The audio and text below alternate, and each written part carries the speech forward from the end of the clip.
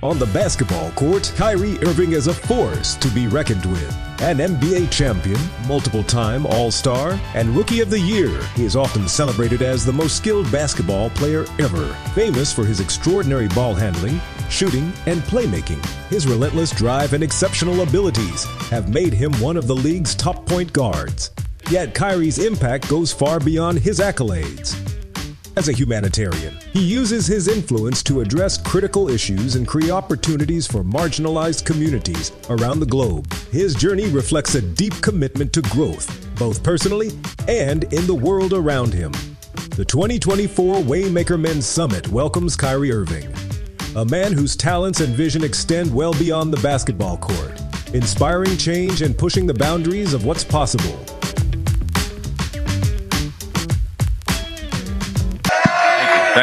Thank you guys. Thank you.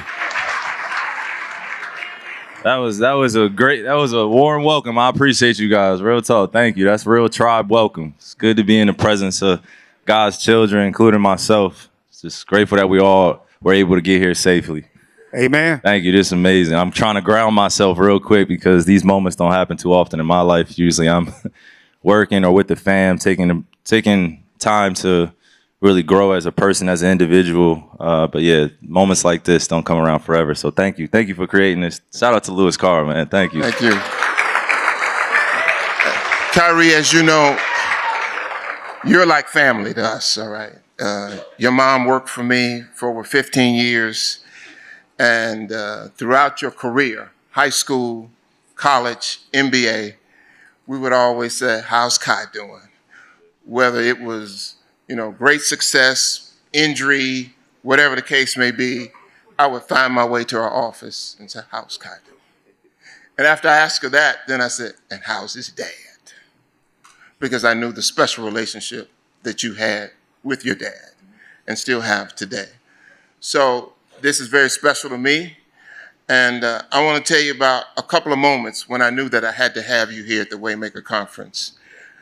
I went to a game when you were playing for Brooklyn, and during the shoot-around, I'm talking to your mom and your dad, and they walked away to do something, and these two young white kids came up to me. They're about 7 or 8, and they said, can we have your autograph? I said, I think you got me confused with somebody. I'm nobody. You don't need my autograph. They said, oh, yes. We saw you talking to Kyrie's mom and dad, so we know you must be special. I was like, wow, now that's influence and impact, all right? The second time was when you were playing in the Summer League. This was last year in Vegas. And I happened to be watching this video on ESPN. And at the end of the game, you went and you kissed your mom. I said, wow. That's special. Then I saw another game, and you went and you kissed your mom. And I text your mom.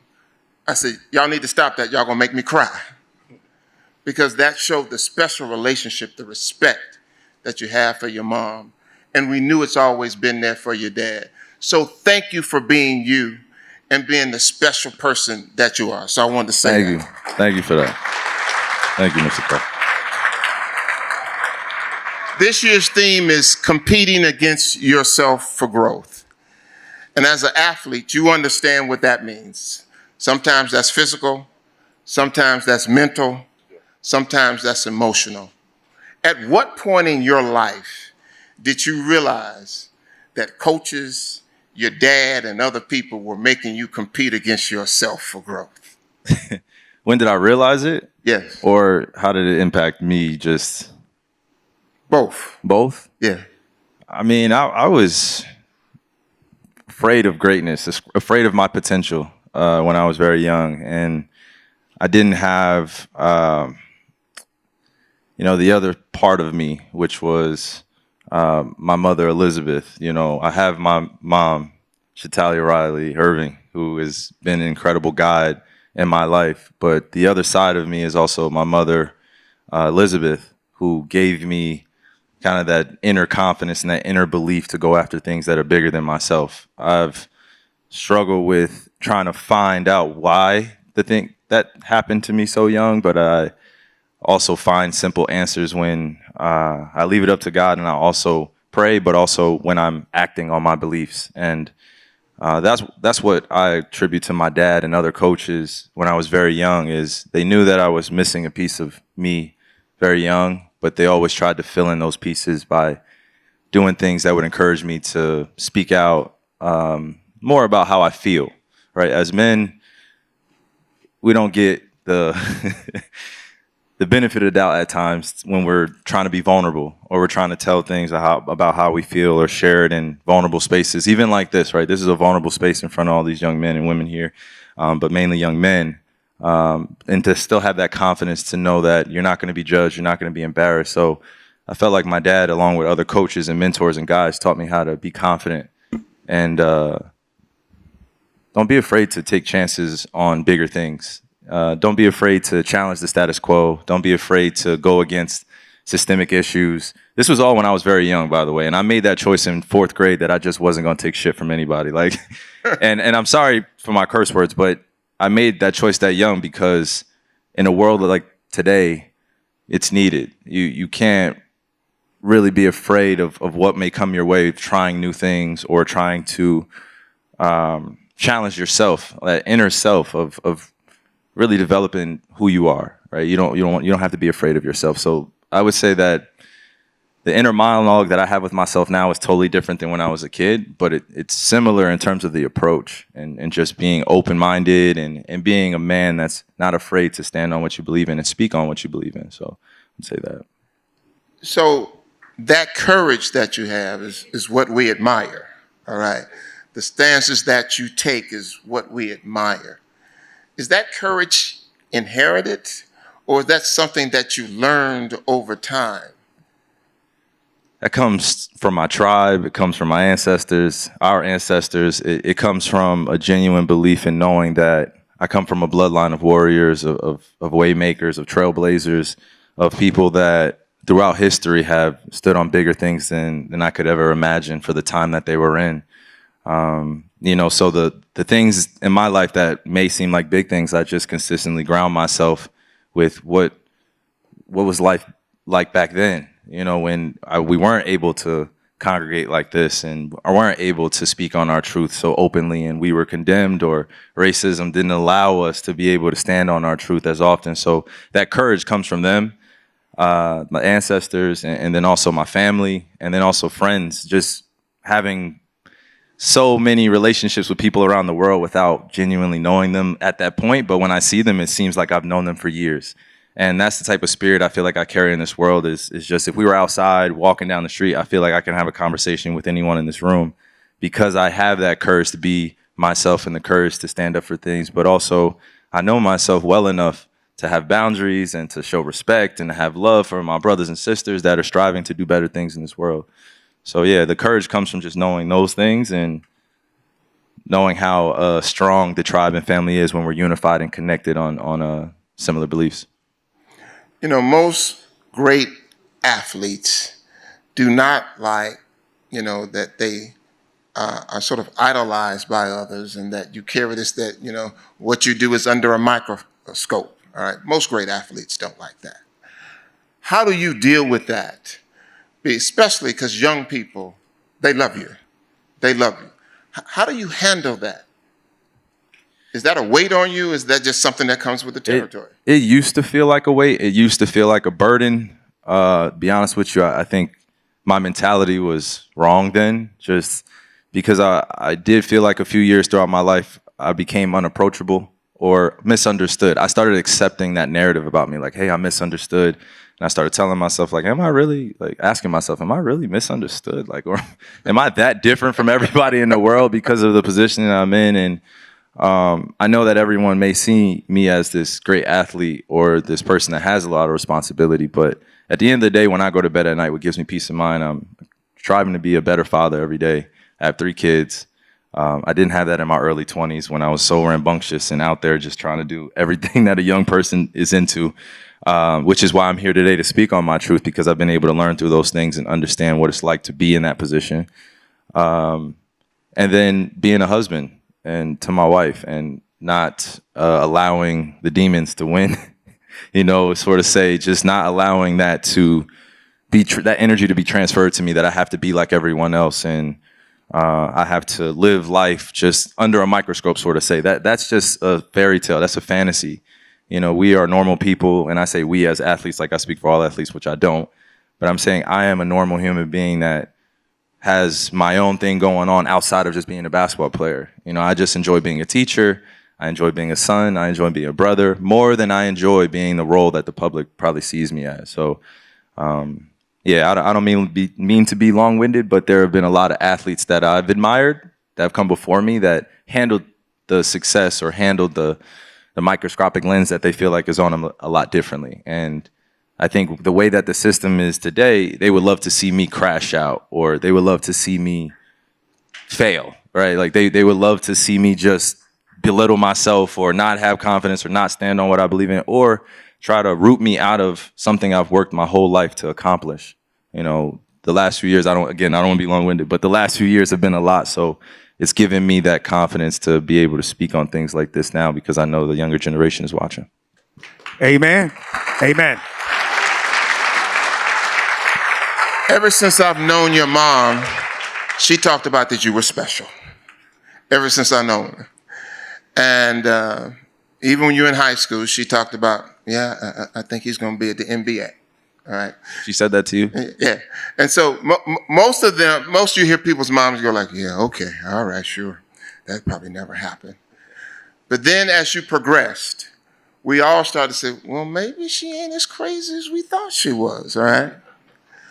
What is the thing, the uniqueness? When I was an athlete, Kyrie, I had a coach tell me, Lewis, you have to make up your mind whether you want to be good or whether you want to be great. I had never heard that. And I asked him, I said, what do the people who are great do that the people who are just good don't do? So what is the unique things that Kyrie Irving did when he was young that propelled you to the place you are today? Man, that's a great question. I love the WayMaker conference. Thank you. I don't get these questions often throughout the season, so I'm just grateful. Man, it's so many things, but for me personally, what I enjoy most about this journey, this long life journey of trying to be great at a craft or life, or I was just trying to figure it out, right? I believe that it can only be described from your point of view, and you have to learn how to be a student of anything. Mm-hmm. And you have to, they say humble yourself, but I think I would take it a step further. You have to initiate yourself into something bigger, where you have to make the choice internally and in your mind that you're going to go after something regardless of what people say or do around you. You're going to have to deal with so much more sacrifice than what people will realize on the surface. You're going to have to embody a spiritual nature that a lot of people can connect to. Oh, dang. That's unprofessional. My apologies. No, it's okay. You Kyrie. My apologies, you guys. My apologies. Make sure. Don't worry about it. Thank you. Here, all the basketball fans coming out. I want to ask a question. I got it. Who was that? No. It was one of my best friends. No, it wasn't. That's a great question, though. You got his number, though. The uniqueness that I felt as well when I was younger. What I was saying was just learning how to initiate myself into a craft. That means being knowledgeable enough about yourself to know you're not great at something right away, so it's going to take time to develop. And you have to make that choice. I made that choice very early on, that I was willing to do whatever it took in a very healthy way, right, with boundaries, but just being able to accomplish making it to the NBA. And I didn't just want to make it to the NBA. I wanted to have a sustainable career that I could look back on and go further than some of my predecessors. So, the statistics are against you right away when you're striving to be a professional in any field, but especially professional basketball. It's 1 in 3,333% chance. That's a very small percentage. It's not like you have NBA players just walking down the street every day, but there are a lot of individuals that are striving to be there. So I think the greatest gift that was given to me was from my dad, and also my mother, Shetellia, of letting me know that we're going to love you regardless of whether you make it to the NBA. And you have two parents God willing, that are going to show you what it's like to work a 9 to 5 every day. And they were passionate about what they do, but they also knew that you're going to have to learn other skill sets too. And the other skill set that I learned was how to listen, how to become a better leader, how to understand what failure is, what success is, what does that mean to me, what it's like to grow up in an adult world at 18, 19 years old. You know, from 17 years old being a senior in high school to a year later, I'm in the NBA. It's a whirlwind of a life. And I'm expected from the society that I'm portrayed in front of to be mature beyond my years, to speak eloquently, to be intelligent. And some of those things just hadn't developed yet, you know? So that's why I'm saying my life is pretty unique when I'm explaining it now, because I don't feel like I was always authentic when I was younger about what I was dealing with the pressure of being a young person, especially a black male, Moorish male, or an Afrocentric male. Like everything that I describe myself now, I didn't have a hold of when I was younger. So I feel like the power that's in me now is totally different because I have an understanding of all those sacrifices I made that I thought I was going to have to make were all going to be worth it, you know? So that's from my point of just on this path to being great, just being ready for the sacrifices. That's great.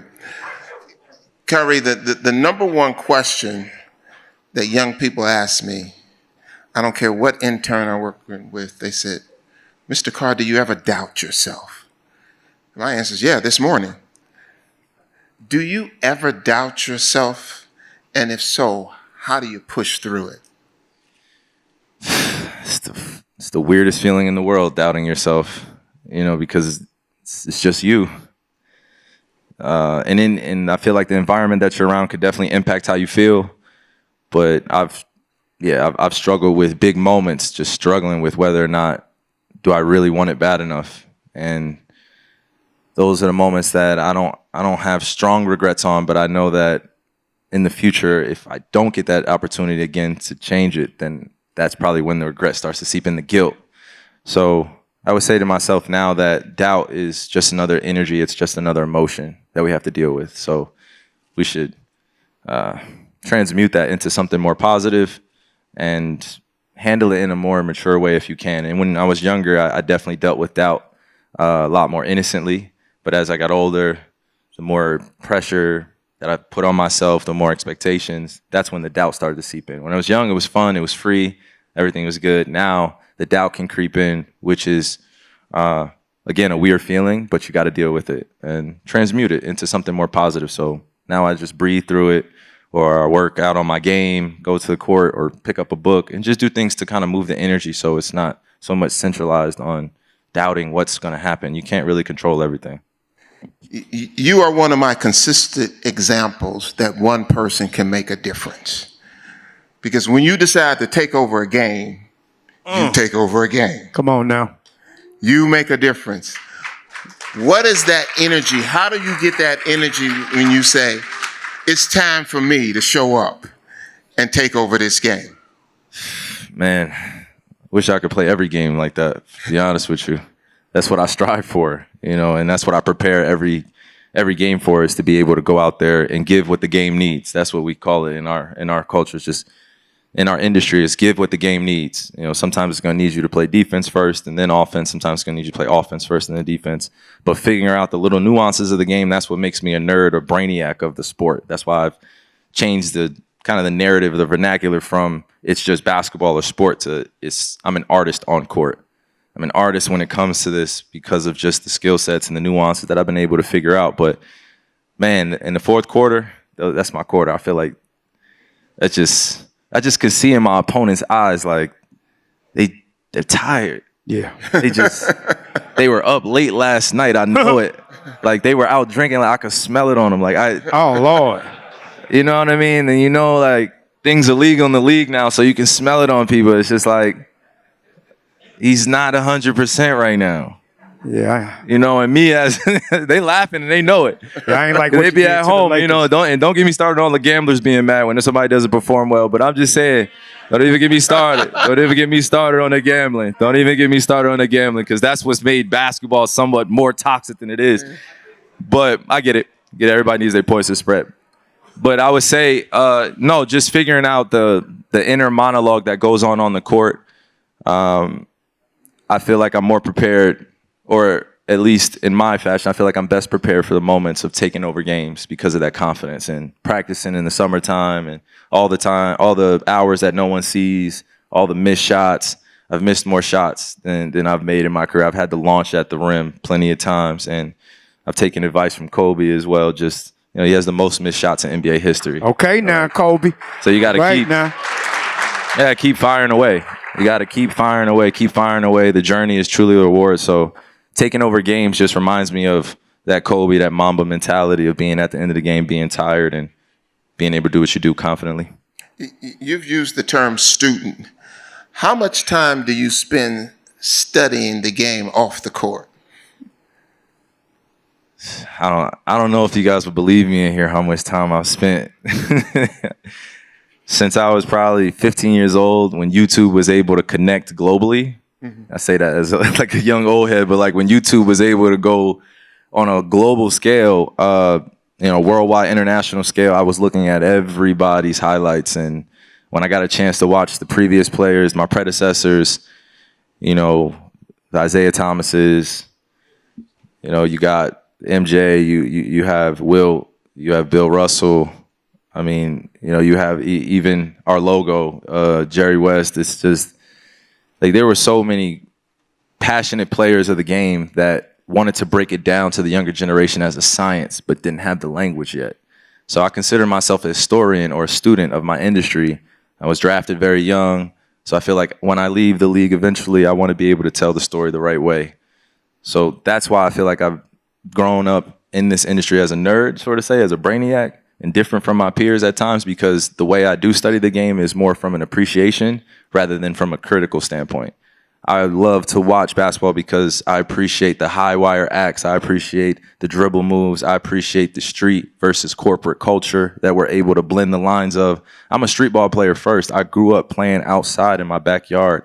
I don't know gyms like that. You know what I mean? I know outside. That's why my game is so unique, because I take the same legendary pathways of people who came before me, playing in Rucker, playing outside in the Bronx, playing outside in Queens, playing in Brooklyn, playing in all the boroughs, doing everything I could to get as many sparring partners as possible.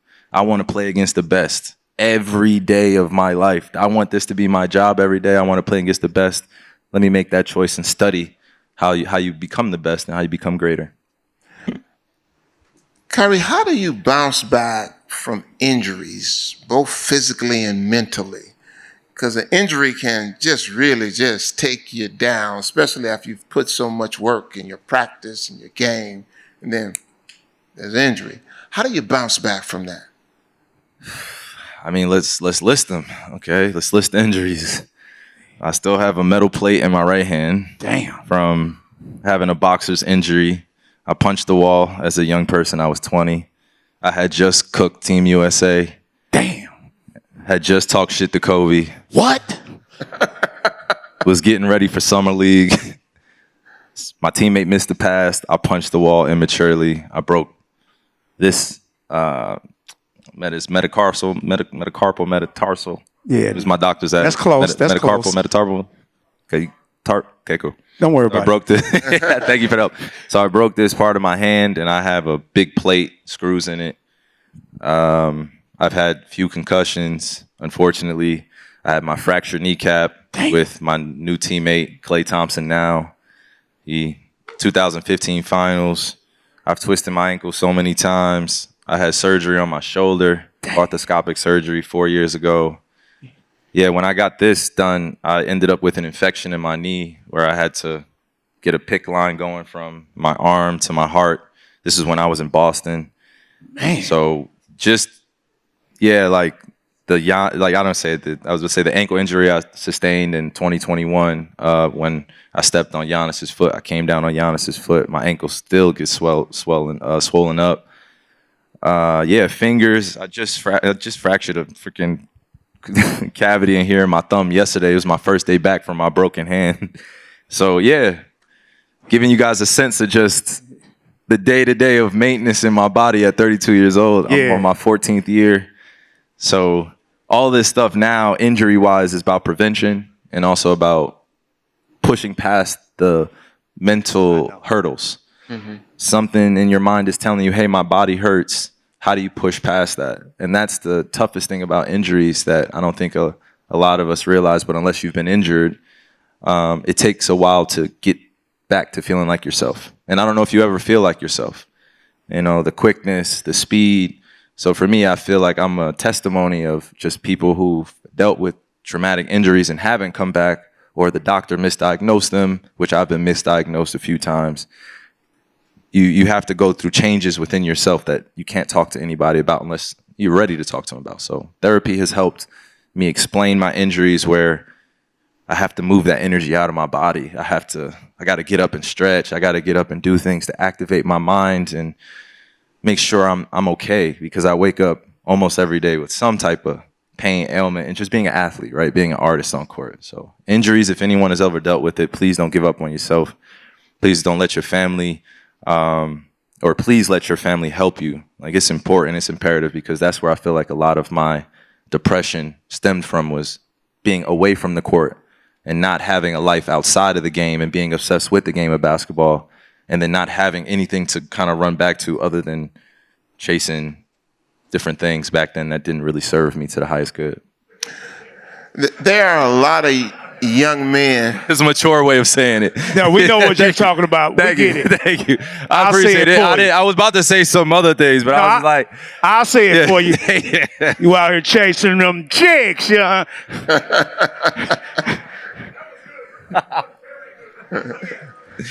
There are a lot of young men in this room that want to be Kyrie Irving or want to be like Kyrie Irving. They're in high school. What advice would you give to those young men who are trying to emulate and have the type of success that Kyrie Irving has had? My advice to the younger generation is always consistent. Is, be better than what you see. Be better than what you even perceive. What the older generation is doing. Set your own mark. Set your standards. So, set your own goals as well. That's bigger than what you can imagine and deem possible. Because as you get older, the world starts telling you what you can't do. And when you're younger, I just feel like you have such an innocent spirit that you want to embody everything the right way. You want to do the right things, especially when you're on a path. And if you're not on the right path, then surrounding yourself with those that are on the right path can help as well. So I would tell the youth, just pick your friends wisely. Pick your friends wisely. Everybody is not your friend out here, and everybody's for sure not an op either or an enemy. We as a generation now of young leaders have a chance to change the narrative on who we are in terms of how we treat each other. So waking up every single day with that mindset, telling the youth, just be consistent in who you are, continue to challenge the system, also learn from others that know more than you. Your parents sometimes are ignorant to a few things, but majority of the time they have experience that goes way beyond what you can imagine, and they're ready to share it with you. They just want to make sure you're ready to receive the information and appreciate it and then act on it. So, shout out to all the parents that are consistently, you gotta shout out to the parents that are pouring into their kids every day, pouring the right information. And it's up to the kid after they turn a certain age to be able to make that choice. And if they aren't able, then we should have more things like this so they can feel at home and get directed on the right path. Let's talk about Kyrie Irving off the court and your business adventures. So you just did a new deal with ANTA this year? Is it this year? Last year. I'm getting my years mixed up. You got the shoe here too. I have some of my stuff here, some unreleased shoes. Yeah, I just heard. And we got some shoes. Sorry, thank you, bro. Some shoes for you guys to check out. Huge shout out to ANTA. We finalized the deal last year in July 11th, and it was an incredible pursuit or goal that we had set in mind. Me and Shetellia, my tribe. Leaving the previous brand, I had so many platinum albums over there that I call shoes. I left so many different albums and mixtapes for the kids. With all my volumes, all the colorways, all the things that they inspired me to continue to build on, all the storytelling that they wanted me to improve on. So if you have any pair of my old shoes, I appreciate you guys. I've consider you guys family. Thank you. So, yeah, like I have to close that chapter the right way because there are a lot of individuals that supported me there. And then now we have a new generation, a new era happening with ANTA where I am the CCO, but also I'm a team first person. My ANTA team, US and China, have done a great job of creating these different looks. These walk around shoes that I have on right here are gonna go for about $70, and then these are just my little sort of, $70.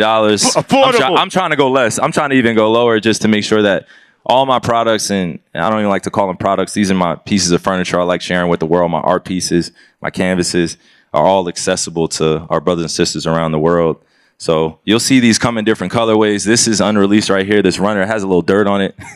I was outside running in it yesterday. So these are my worn shoes and just things that I've come to appreciate because innovation takes visionaries. It takes teamwork. It takes hard work. And partnering with ANTA has been one of the best collaborations for me because it enables me to be myself and build the roster that I want to see and have younger versions of me, and also open the door up for internships and for my brothers and sisters to come work with me. And this is just the start, right? This is just the start. So shout out to Shetellia. She did a lot of the negotiating. Come on now.